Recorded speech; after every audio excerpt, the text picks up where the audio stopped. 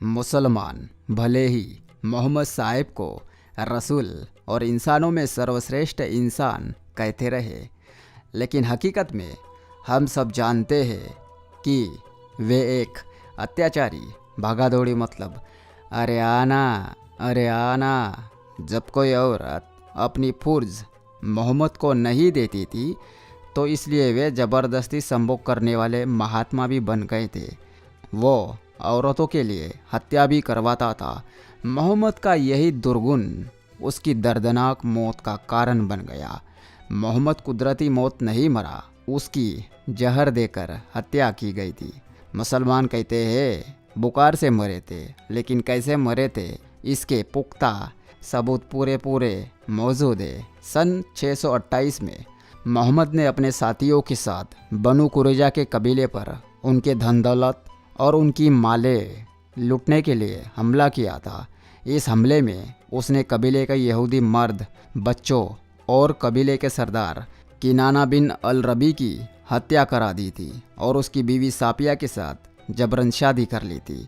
और उसी दिन जैनब बिनते अल हारिस, जो कि एक यहूदीन थी, ने मोहम्मद के खाने में जहर मिला दिया था, जो मोहम्मद के शरीर में धीमे धीमे असर करता रहा और आखिर मोहम्मद उसी जहर के कारण ऐसी मौत मरा कि मुसलमान दुनिया में ये बात बताने से कतराते हैं।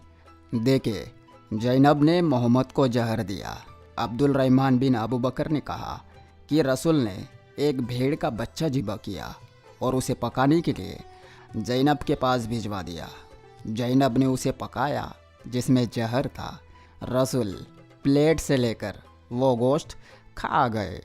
जहर से मोहम्मद बीमार रहता था। आयशा ने कहा कि रसूल कहते थे कि मैं सीने में दर्द महसूस करता हूँ।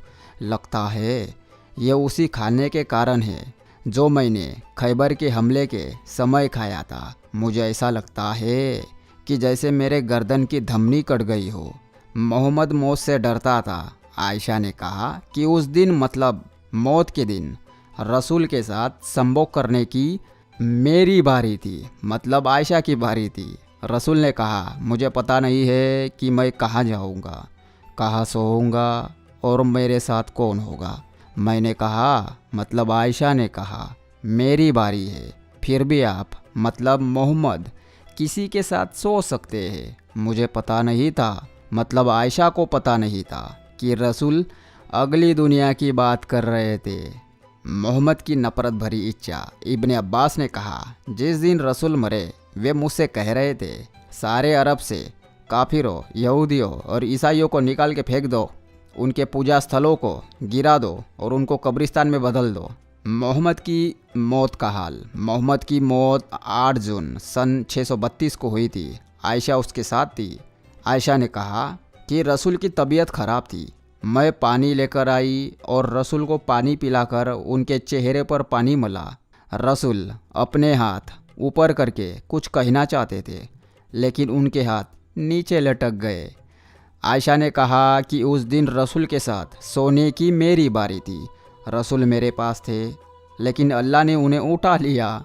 मरते समय उनका सर मेरे दोनों स्तनों के बीच था और उनकी लार मेरे थूक से मिलकर मेरी गर्दन से बह रही थी। रसूल की लाश को अली बिन अबू तालिब और अल अब्बास ने पकड़कर ज़मीन पर रख दिया। ये खबर सुनते ही अली इब्ने अबू तालिब, जो रसूल के दामाद और चचेरे भी थे, आ गए।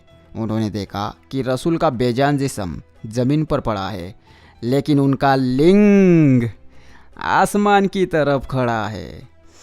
अच्छा, मोहम्मद गुंडा था। मरने के बाद दोस्तों इस तरह लिंग के खड़े रहने को डेथ इरेक्शन या एंजल लस्ट कहते हैं। ये उन्हीं के साथ होता है जो खूंखार गुनहगार होते हैं। अक्सर ये उन महामानवों के शव में देखने आता है जिनकी मौत कैपिटल पनिशमेंट, खास करके फांसी के कारण हुई हो या किसी को जहर देकर मारा गया हो।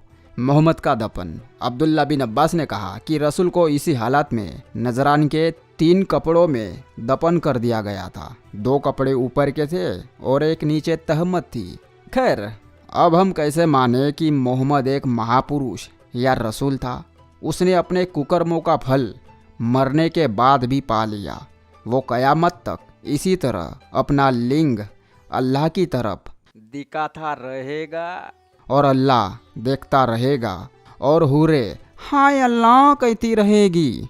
अगर किसी को शौक हो तो वो गूगल में Mohammad and his eternal erection search करके देख ले।